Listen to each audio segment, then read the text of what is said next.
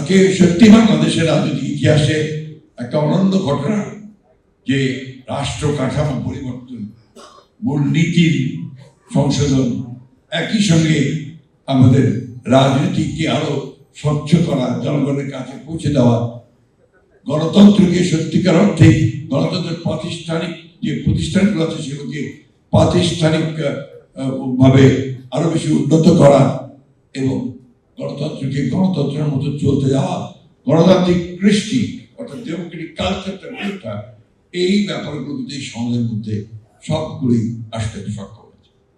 প্রায় দীর্ঘ 7-8 মাস কাজ করে তারা এটা নিয়ে এসেছে। একটা আনফর্চুনেট ইনসিডেন্ট ঘটেছে যে কালকে ছেলেরা একটা গ্রুপ তারা এখানে আপনার এসে বসে যায় এবং তারপরে একটা আনফর্চুনেট ঘটনা ঘটে। পুলিশ এবং ছাত্রদের মধ্যে একটা আপনার বলা যেতে পারে যে একটা ভায়োলেন্সের ঘটনা ঘটেছে।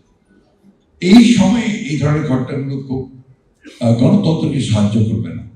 আমার মনে হয় যে সকলের অত্যন্ত দায়িত্বশীল ভূমিকা পালন করা উচিত, রেসপন্সিবল ভূমিকা পালন করা উচিত। কারণ এটা একটা ইন্টারিম গভর্নমেন্ট। এই গভর্নমেন্ট এখন পর্যন্ত যতগুলো কাজ করছে তারা ভালো কাজ করার চেষ্টা করছে। আমরা যে যতই বলি 1 বছরের মধ্যে সমস্ত জঞ্জালগুলো শেষ করে ফেলা সম্ভব নয়। আওয়ামী লীগ যে 15 বছরে যে গার্বেজ তৈরি করে গেছে, জঞ্জাল সৃষ্টি করে গেছে, সবকিছু ধ্বংস করে গেছে, সেগুলোকে 1 বছরের মধ্যে সব ঠিক করে ফেলা এটা কারোর পক্ষেই সম্ভব নয়। এগুলোকে রাজনৈতিক দলগুলোকে দায়িত্ব নিয়ে দায়িত্বশীলতার সঙ্গে একটা অবাধ সুষ্ঠু নির্বাচনের মধ্য দিয়ে যে পার্লামেন্ট আসবে, সেই পার্লামেন্টারি ব্যবস্থাকে শক্তিশালী করার জন্য সেই দিকে আমাদেরকে নজর দিতে হবে। সমস্ত কর্মকাণ্ডকে পার্লামেন্ট কেন্দ্রিক করতে হবে। এটা না করলে আপনার এই পার্লামেন্টারি ডেমোক্রেসি ফাংশন করবে না। এই কথাগুলো আমাদের বুঝতে হবে। পৃথিবীর যেসব দেশে পার্লামেন্টারি ডেমোক্রেসি সফল হয়েছে সবগুলোতে কিন্তু আপনার পার্লামেন্ট কেন্দ্রবিন্দু রাজনীতি সেখানে করতে হবে। এই রাস্তা থেকে উঠে চলে আসতে হবে পার্লামেন্টে। আর কতদিন রাস্তায়? 50 বছর তো আমরা রাস্তায় চলছি। এগুলোকে ঠিক করে এই সনদের মাধ্যমে গণতন্ত্রকে যদি আমরা একটা কালচারে পরিণত করতে পারি সেই চেষ্টা আমাদের করতে হবে। প্রিয় বন্ধুগণ, আমি আগেই বলেছি যে আজকে আমার শরীর বেশি ভালো নেই, আর ঠিক সেইভাবে আমি আপনাদের সামনে হয়তো সে বক্তব্য রাখতে সক্ষম হলাম না। কিন্তু আমি একটা কথা আপনাদের বলতে পারি যে আমরা সবসময় বাংলাদেশ জাতীয়তাবাদী দল, যেটা শহীদ প্রেসিডেন্ট জিয়া রহমানের হাতে প্রতিষ্ঠিত হয়েছিল এবং যিনি বলেছিলেন যে আমি একজন শ্রমিক, সেইভাবেই আমরা কিন্তু সবসময় আপনাদের সঙ্গে আছি।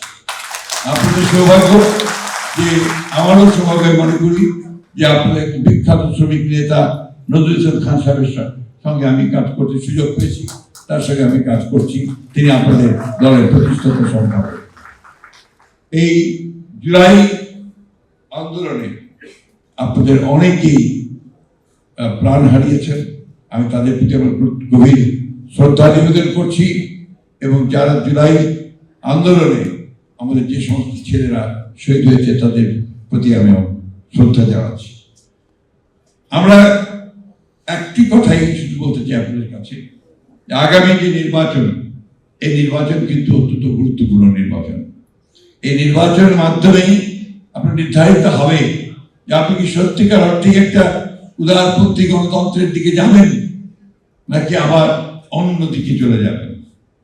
আমাদের একথা ভুললে চলবে না, 1971 সালে যে স্বাধীনতা যুদ্ধ আমরা করেছিলাম, সেই স্বাধীনতা যুদ্ধ ছিল কিন্তু আমাদের জাতির একটা নতুন জাতির সৃষ্টির আন্দোলন, একটা নতুন জাতির উদ্ভাবন হয়েছিল। এবং সেই 1971 সালের যুদ্ধকে আমাদের সবসময় মনে রাখতে হবে যে that is the basis of our existence. আরেকটি কথা বলে শেষ করব যে এই নির্বাচন যেন অনুষ্ঠিত হয়, সবাই যেন অংশগ্রহণ করে। রাজনৈতিক দলগুলোকে আহ্বান জানাবো যে আসুন আমরা সবাই যেভাবে ছোটখাটো আমাদের ভিন্নতা এই দূরত্ব আছে সেগুলো দূর করে যেভাবে আমরা আপনার সনদ স্বাক্ষর করতে পেরেছি, আসুন আগামী নির্বাচন আমরা সেইভাবে আমাদের দূরত্বকে দূর করে আমরা আমাদের নির্বাচনটাকে একটা সত্যিকার অর্থেই একটা অর্থপূর্ণ নির্বাচনের পরিণত করি। অর্থাৎ একটা অবাধ সুষ্ঠু নিরপেক্ষ নির্বাচন হোক, সকলের কাছে গ্রহণযোগ্য নির্বাচন হোক, সেই নির্বাচনের মধ্যে দিয়ে যারা নির্বাচিত হবেন তারা আমাদের পার্লামেন্টটাকে সত্যিকার অর্থে প্রাণবন্ত করে গড়ে তুলবেন, অর্থবহ করবেন। সেই পার্লামেন্টই হবে আমাদের রাজনৈতিক কেন্দ্রবিন্দু। এভাবে যেন আমরা সামনের দিকে এগিয়ে যেতে হবে। গণতন্ত্রকে যদি আমরা সত্যিকার অর্থে প্রতিষ্ঠিত করতে সক্ষম হই, তাহলে আমার ধারণা, আমার বিশ্বাস, সেখানে সকল শ্রেণীর, শ্রমিক শ্রেণীর ও দাবি দাওয়া সেখানে পূর্ণভাবে স্বীকৃত হবে বলে আমি বিশ্বাস করি। আপনাদের সকলকে আমাকে আমন্ত্রণ জানানোর ধন্যবাদ। সম্মেলন সফল হোক, এটাই আমি আপনাদের কাছে প্রত্যাশা করছি এবং মনে করছি যে আপনারা আগামীতে নতুন বাংলাদেশ নির্মাণে ইতিবাচক ভূমিকা রাখবেন, এই আশা নিয়ে আমি শেষ করছি। ধন্যবাদ সকলকে।